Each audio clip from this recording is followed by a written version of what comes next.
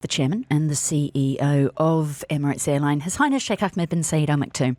It is a tradition beloved by journalists here in the UAE that every year at 8 a.m. he sits down at the top of the Emirates stand and does a round table where one by one you all get to ask him questions. There's a strategy involved in the media. The same questions do come up, but I'm going to say that this year they were a little bit different because this year, of course, there is just so much uncertainty, things that are going on with tariffs. However, this year we're waiting for the Emirates results, which are coming out around the 6th of May. But that doesn't mean we didn't try to get a preview from Sheikh Ahmed. This, before we hear a little bit more from him, is the very one simple line that he had to say about what Emirates results for the last financial year will look like. It will be a record year for Emirates in terms of numbers. Right, so that's the hint. Let's have a look at what else going forward is shaping aviation as a whole. Unsurprisingly, the first question, and this is just, by the way, a selection of some of what he spoke about, but the very first question that he was asked about, as you would expect, was what he had seen so far and what he was expecting in terms of tariffs.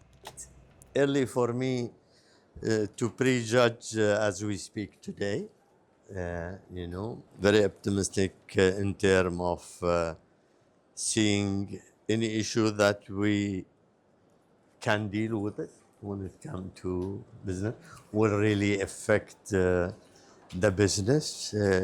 I think business are used also to seeing an increase in cost,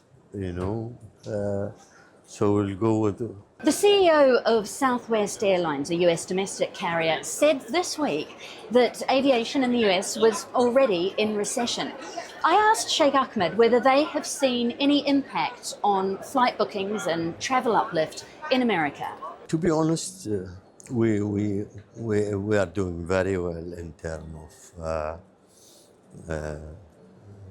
traffic, seat factors, on every point that we served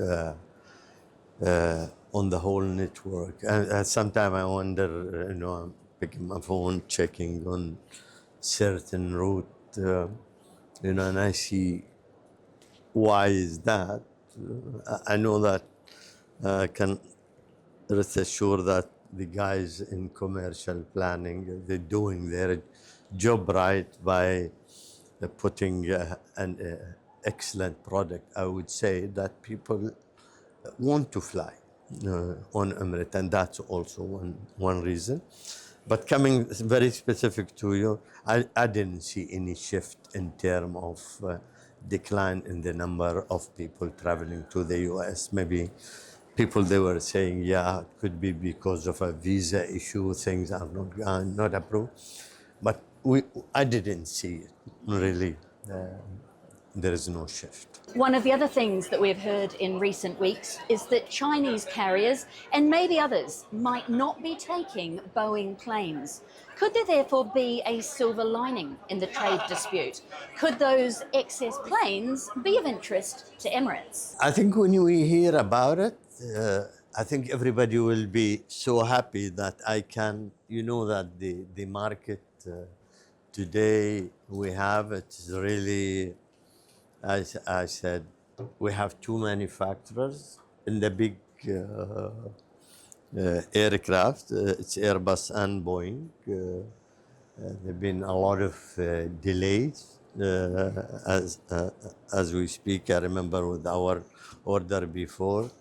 So people, they said, okay, here is somebody is not accepting his aircraft. Would that be a market? Maybe yes, but also it's not as simple as that. If you think about those aircraft, they were going, if you said they're going to China, so we expect that they will be in whatever airlines fit out, seats, looks, you name it, it will be.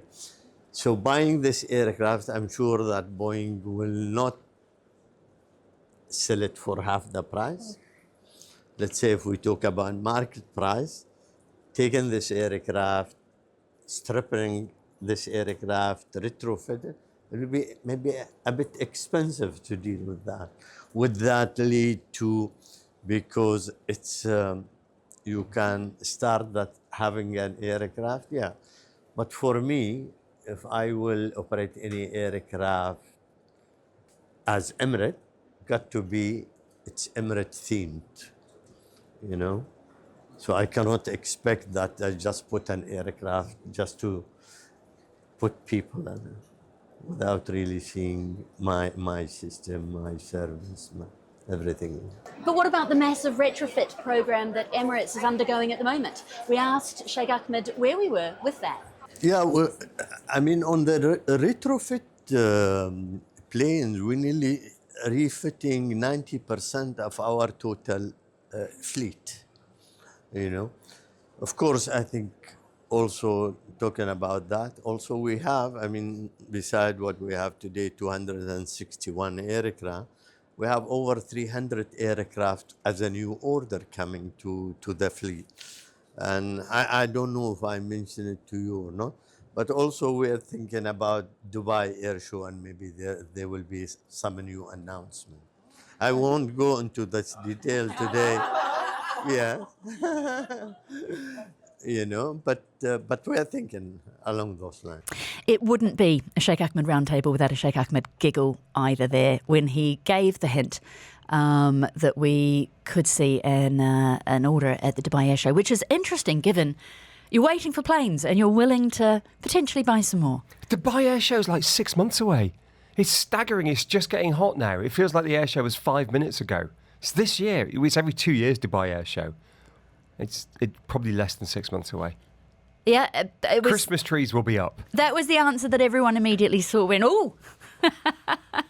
And there was quite a laugh from the pref pack at the end of that as well. More from Sheikh Ahmed on the show this morning. Question. If you order a plane at the Dubai Air Show this year, in it's going to be November 2025, which will you get first?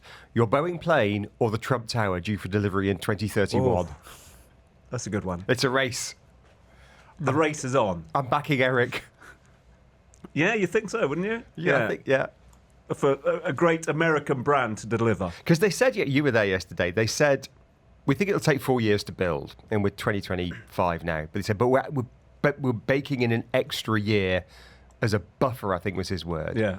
So they're saying 2031, but they're hoping to under-promise and over-deliver. Exactly that. Not a Boeing thing. Not what Boeing's doing at the moment. Dubai Eye 103.8. Join the conversation.